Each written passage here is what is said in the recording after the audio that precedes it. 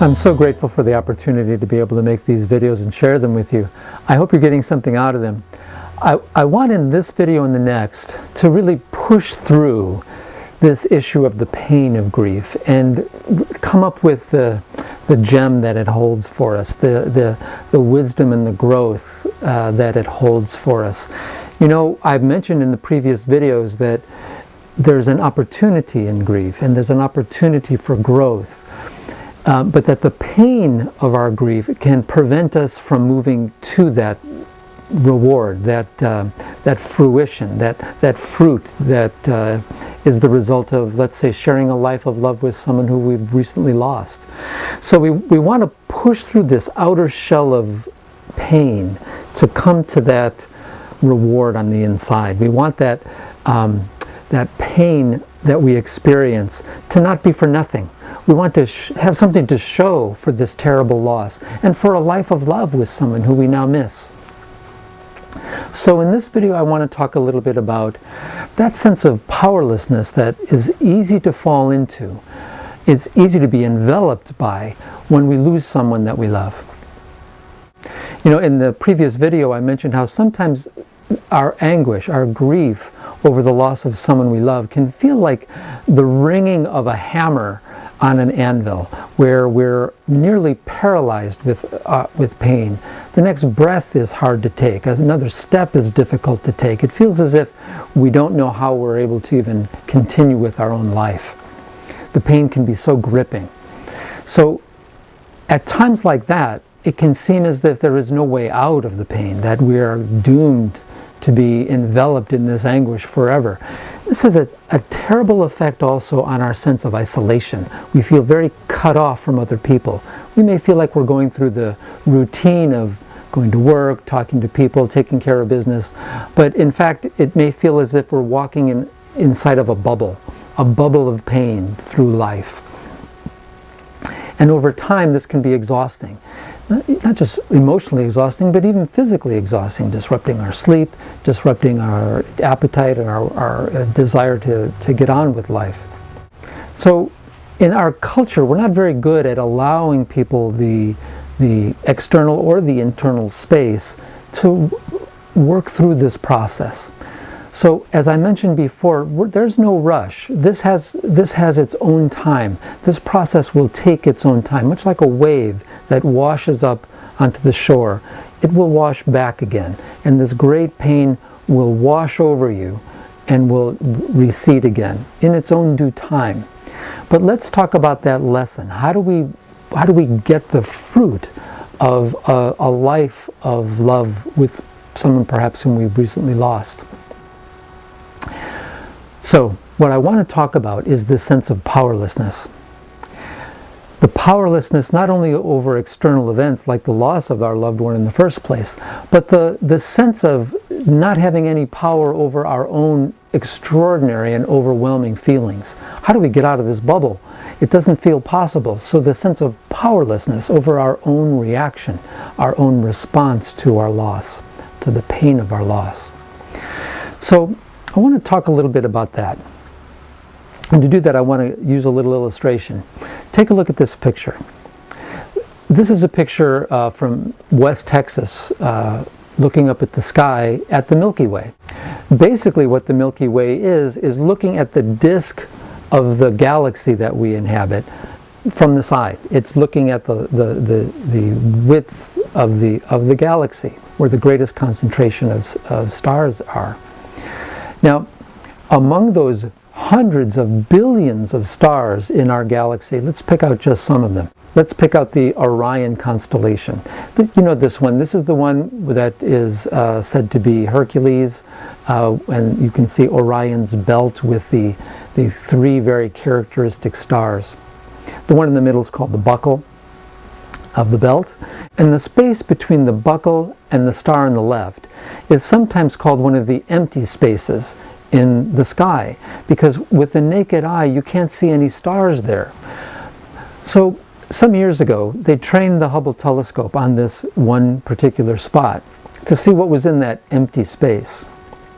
And lo and behold, in that empty space they found 15,000 galaxies, each galaxy with hundreds of billions of stars in it.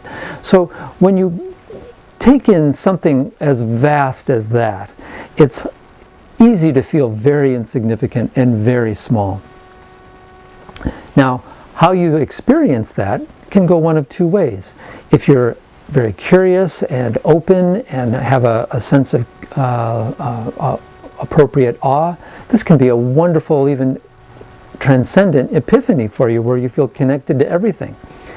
But with the same information, if you're experiencing anguish, the anguish of grief, this same sense of being so insignificant, so small, can leave you feeling utterly isolated and insignificant to the point of being worthless. So the same information can be responded to in two entirely different ways, depending on the heart that you bring to it.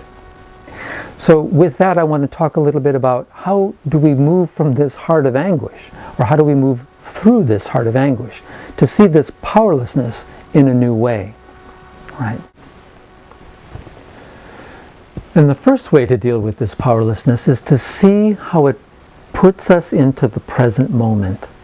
You know, we spend most of our lives worrying about something in the future that needs to happen, or anguishing over something in the past that's happened, and we're very rarely present in the moment, experiencing the beauty of life.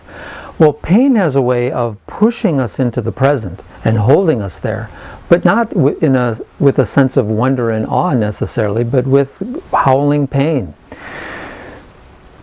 So the first effect of grief is for it to anchor us in the present.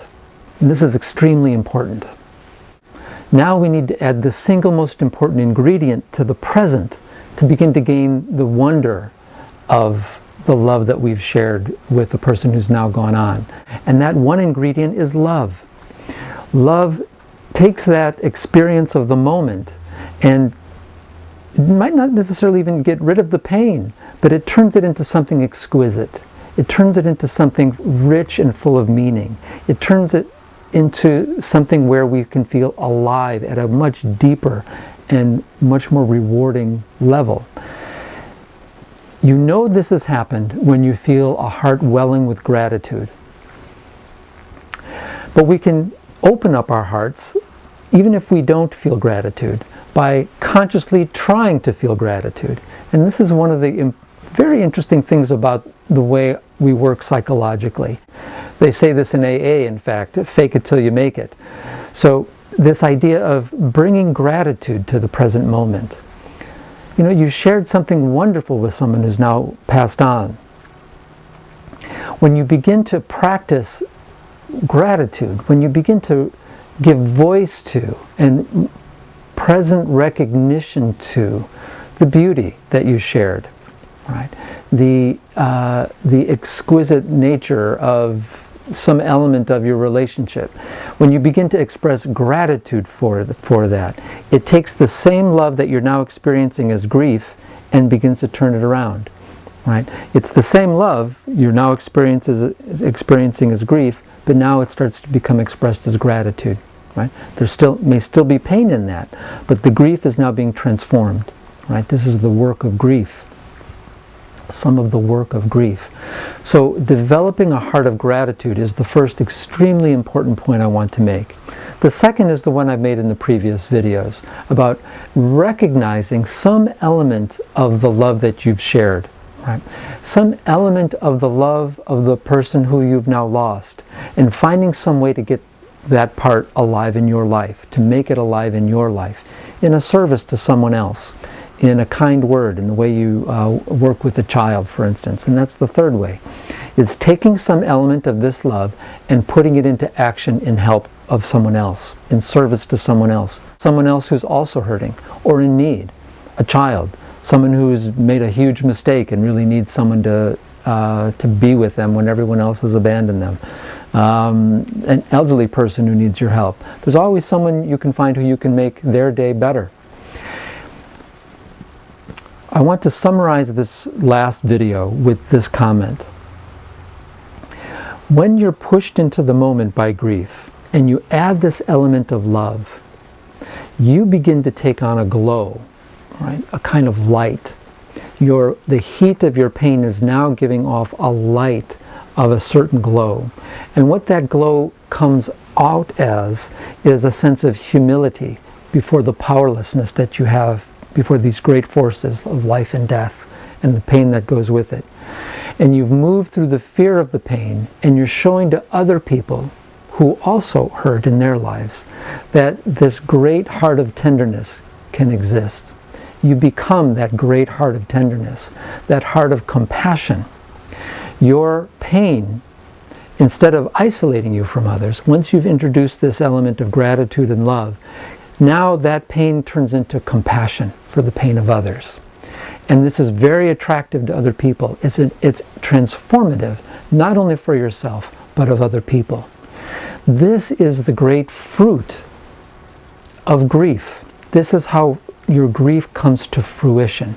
And this is ultimately how you best honor the one who's passed on. So, if you'd like to make any comments, please do in the comments section of YouTube or on the Facebook page if you'd like. Send me an email at letshealthehurt@gmail.com if you'd like to make a private comment or ask me a question. And we'll see about putting together a webinar in the next week or so that we can all have a conversation with. And feel free to view the other videos at my blog at www.johnwoodall.net. All right, thanks a lot, and we'll see if we can put another video up for you. Thank you.